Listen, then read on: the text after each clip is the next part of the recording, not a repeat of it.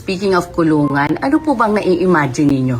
Na makukulong talaga kayo? Anong nai-imagine ninyo? Siyempre, you don't just think of, ay, hindi ako makukulong kasi nadamay lang ako. Niisip ko long term din, baka mamaya talagang makulong talaga ako. Ayoko sana. Kasi, as everyone knows, my kids, they all have ADHD. Husband ko nasa Senate. Tapos ako makukulong. Ang hirap.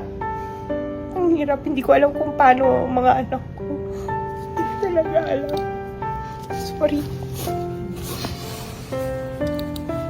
Yung anak niyo ang main concern niyo po, ma'am, of course. Sobra concern ko mga anak ko.